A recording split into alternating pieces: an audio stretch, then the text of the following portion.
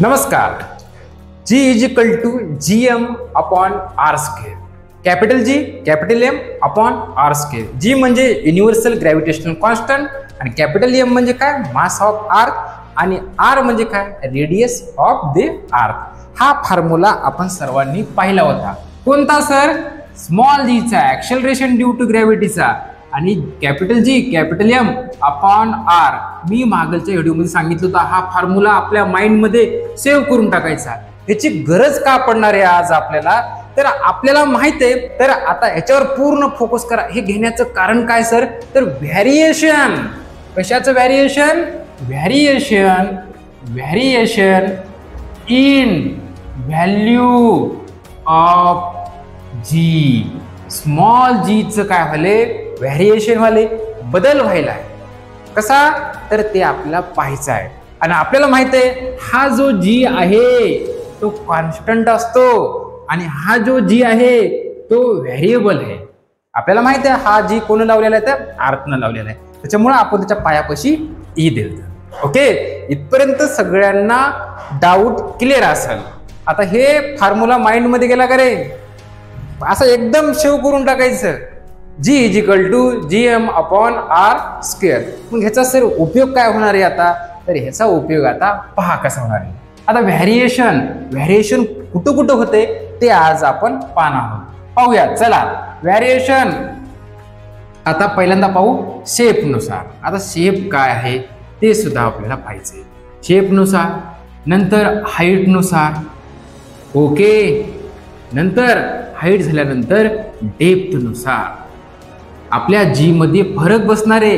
ह्या तीन गोष्टीमुळं आपल्या G मध्ये बदल होणार आहे. फरक बसणारे म्हणून लिहिल्यात ह्या तीन गोष्टी आपल्या बोर्डवर आणि ह्या माहीतच पाहिजे. आता शेप काय सर, हा शेप कोणाचा, हा शेप आहे आर्थचा. आपल्याला सर्वांना माहित आहे पृथ्वी ही स्वतःभोवती गरगर गरगर गरगर फिरते, रोटेशन करते. स्वतःभोवती फिरत असल्यामुळे आपल्या पृथ्वीचा आकार हा पूर्ण गोल नाही. हॅलो, काही जणांना वाटेल आपली पृथ्वी एकदम गोल आहे, गोल चुटू. गोल नाही. स्वतःभोवती फिरत असल्यामुळे पृथ्वीचा आकार हा थोडा कसा झालेला आहे, थोडा लंब झालेला आहे. म्हणजे काय, हा समजून घ्या थोडं. ह्या ठिकाणी थोडा असं म्हणजे जास्तच लंब दिसेल. हा कशामुळे झाला, पृथ्वी स्वतःच्या ऍक्सिस भोवती कशी फिरते, गोल गोल गोल गोल फिरते. मग आता कुठं हा एक पोल आहे, माहिती आहे आपल्याला. दोन पोल असतात, एक असतो नॉर्थ आणि हा काय, साऊथ पोल. हा नॉर्थ पोल आणि हा साऊथ पोल. आणि हे जे मधले असते हे असतो इक्वेटर असतो. काय असतो, इक्वेटर असतो. हा जी पृथ्वी स्वतःभोवती फिरत असल्यामुळे इक्वेटरला बल्ज झाली. म्हणजे काय झाली, फुगीर झाली. पहा इथं भाग दिसत असेल, हा फुगीर झाली. आणि हे काय मधलं, केंद्रक आहे आपलं, सेंटर ऑफ द अर्थ आहे. आणि जे हे काय आहे सर, हे पोल आहे. आणि पोल, हा एक पोल आणि हा एक पोल, त्या ठिकाणी पृथ्वी आपली फ्लॅटर झाली. फ्लॅटर म्हणजे काय, चपटी झाली. मग ह्या ठिकाणची रेडियस, इथून सेंटर पासून ह्या ठिकाणची रेडियस आणि ह्या ठिकाणची रेडियस आपल्याला ह्याच्यामध्ये डिफरन्स पाहायला मिळेल. सेम दिसणार नाही. हा जर पूर्ण सर्कल ऍज इट इज असेल, आपला बॉल कसा आहे तशा टाईपचा असेल, तर दोघांची रेडियस इथून मोजली काय आणि इथं काय मोजली, सेम भरली असते. ह्या ठिकाणची रेडियस आणि ह्या ठिकाणची रेडियस सेम भरेल का मित्रांनो, नाही. का, तर इथलं अंतर जास्त आहे. पृथ्वी स्वतःभोवती फिरत असल्यामुळं इक्वेटर कसं झाले, थोडं असं बल्जे झाले, फुगीर झाले. आणि ह्या ठिकाणची रेडियस जास्त आहे. आणि आपल्याला माहित आहे फॉर्म्युला कोणता आहे sir, G is equal to capital G capital M upon r square. म्हणजे काय सर, ही जी रेडियस वाढली, कोणती रेडियस, ही रेडियस वाढली तर G काय होईल, कमी होईल. आणि ही जर रेडियस कमी झाली तर G काय होईल, वाढेल. हा इन्व्हर्सली प्रोपोर्शनल आहे. हे आपण मागलं एवढंच सविस्तर बोललेलो आहे. मग ह्या ठिकाणी काय झाले, रेडियस वाढली, G ची व्हॅल्यू काय होईल, G ची व्हॅल्यू कमी होईल, डिक्रीज होईल. आणि पोलला रेडियस कशी आहे, कमी आहे. आणि G ची व्हॅल्यू कशी असेल, जास्त असेल. जी ची व्हॅल्यू कुठे जास्त असेल तर पोलवर असेल. किती असेल sir? G is equal to पोलवर व्हॅल्यू किती असेल? G is equal to 9.8 metre per second square. आणि इक्वेटरला किती असेल सर? तर इक्वेटरला g is equal to 9.7 metre per second square असेल. जास्त फरक बसणार नाही, व थोडा फरक बसलाय. ओके, 0.1चा 9.8 मीटर पर सेकंड स्क्वेअर आणि इक्वेटरला किती? 9.7 मीटर पर सेकंड स्क्वेअर. हे झालं शेपनुसार कोणाच्या? आर्चच्या. आर्च स्वतःभोवती फिरत असल्यामुळे ही फिनॉमिनॉन ही घटना घडली जाते. आणि आता दुसरं काय सर? हे हाईटनुसार व्हॅरिएशन कसं घडते ते सुद्धा पाहणार आहेत. ह्या हाईटलाच आपण अल्टिट्यूड म्हणतो. अल्टिट्यूड हे पाहितलं असेल तुम्ही पिक्चर पाहताना, विमान इतके अल्टिट्यूड आहे, किती किलोमीटर आहे, म्हणजे समुद्र सपाटीपासूनची उंची वरी किती गेलाय अल्टिट्यूड हाईटनुसार. आता हाईटनुसार काय नेमकं? हाईट जसं जसं तुम्ही जे सरफेस आहे, आता कोणाचा सरफेस आहे? आर्चचा सरफेस आहे. आर्चच्या सरफेसवर जीची व्हॅल्यू किती? 9.8 आहे. जसजसं तुम्ही वरी जाता तस तसं काय होईल पहा. आता ह्या ठिकाणी हे आर्थ आहे. ओके, हे सेंटर आर्थ ह्या सरफेस आहे. जसजसं तुम्ही इथं वरी गेले म्हणजे काय?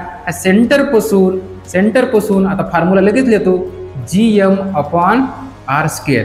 म्हणजे काय होईल? इथून जसजसं वरी गेले रेडियस मध्ये काय व्हायले? वाढ व्हायले. आणि जीची रेडियस वाढलं तर जीची व्हॅल्यू कशी होते? कमी होते. ओके, एकदम अत्यंत सोपं आहे, काहीच नाही. हे फॉर्म्युला माहीत झाला. आणि फॉर्म्युला कसा आणला ते सुद्धा आपण डिराईव्ह केले. आणि त्याची जी सरफेस ऑफ द अर्थ आहे ना, सरफेस ऑन द अर्थ, त्याची व्हॅल्यू सुद्धा आपण कॅल्क्युलेट केली भाऊ. आणि ते आपल्याला आलं पाहिजे. एकदम अत्यंत सोपं आहे. आपण एकदम बेसिक टू ॲडव्हान्स मध्ये चाललो. आणि हे समोर आहे तुमच्या. हाईटनुसार मग जीची व्हॅल्यू जसजशी हाईट वाढेल वरी जाईल तशी जीची व्हॅल्यू काय होईल? डिक्रीज होईल. रेडियस वाढली जीची व्हॅल्यू कमी झाली. आणि रेडियस कमी झाली जीची व्हॅल्यू काय झाली? जास्त झाली. पाहू आता हे हाईटनुसार असेल. आणि या समोर हाईटनुसार जे आहे तुमच्या समोर एक चार्ट आहे, ते पाहून घ्या तुम्ही. आता पहा त्या चार्टवर काय काय दिलंय, त्याच्यानुसार आता आपल्याला काय करायचं? अभ्यास करायचा. काय नाही ते पाठ करीत बसायचं नाही. एका ठिकाणी प्लेस दिलेत, हाईट दिले किलोमीटर किती आहे तर, आणि एका ठिकाणी काय? जीची व्हॅल्यू दिलेत. आता सरफेस ऑफ द अर्थ किती? हाईट 0 आहे. सरफेस म्हणजे किती आहे? 9.8 आहे. पुन्हा माउंट एव्हरेस्ट, नंतर maximum height reach by man made, आणि height of typical weather satellite, आणि हाईट ऑफ कम्युनिकेशन सॅटेलाइट किती आहे तर ते पाहून घ्या चार्टवर. फक्त ओव्हरऑल करायचं, ह्याला जास्त पाठांतर करीत बसायचं नाही. हे तुमच्या समोर आहे चार्ट. ओके, पाहून घ्या. आता आपण पाहू 3 नंबरचा आता फरक काय बसतो जी मध्ये, आपल्या स्मॉल जी मध्ये. डेप्थनुसार. डेप्थ काय? खोलीनुसार. हे काय होता? आकारानुसार. हे काय होता? हाईटनुसार. आणि आता खोलीनुसार, डेप्थनुसार. आता हा काय बदल आहे नेमका सर? तर पाहू, अत्यंत सोपं आहे. ही अर्थ. Okay, no doubt. हे आहे सेंटर. आता ह्या ठिकाणी मुलगा आहे किंवा काय कोणता पण ऑब्जेक्ट आहे, जसा जसा आरच्या खाली जायला लागला. ओके, लगेच नाही बरं. गेले तुम्ही 5 फूट, हा सर जीच्या व्हॅल्यू मध्ये बदल होतो का? तसं 10 फूट गेले, 1 किलोमीटर गेले, एवढा काय बदल जाणवणार? त्याला काय एक लिमिट पर्यंत खाली जावं लागेल. मग हा व्यक्ती सरफेस पासून कुठे गेलाय? सेंटरकडे जायला. सेंटरकडे जातोय. मग ह्याच्यामध्ये बदल काय होईल? आता थोडा इथं गोंधळ होणार. आपल्याला माहिती आहे GM/r², G is equal to GM/r². मग ह्या ठिकाणी आता रेडियस जसं जसं खाली चालू तशी रेडियस काय व्हायली? कमी व्हायली. म्हणजे रेडियस कमी व्हायली म्हणजे जी ची व्हॅल्यू वाढायला पाहिजे. पण ह्या ठिकाणी असं काही होणार नाही. हे सर मग काय आता सांगितलं तुम्ही, इन्व्हर्सली प्रोपोर्शनल, एक वाढणार एक कमी होणार. सांगतो ह्या ठिकाणी ह्याच्यावर काय परिणाम होणार. तर ह्या ठिकाणी असं होणार नाही. रेडियस जरी कमी झाली तर जी ची व्हॅल्यू कमीच होणार. सांगतो हे काय व्हायले डेप्थनुसार.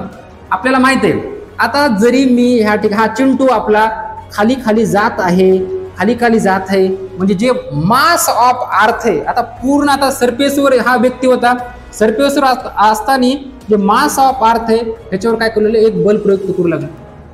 आणि जसं जसं हा व्यक्ती खाली खाली जातो तसं हा जे मास आहे पूर्ण पृथ्वीचा ते काय होईल, कमी होईल.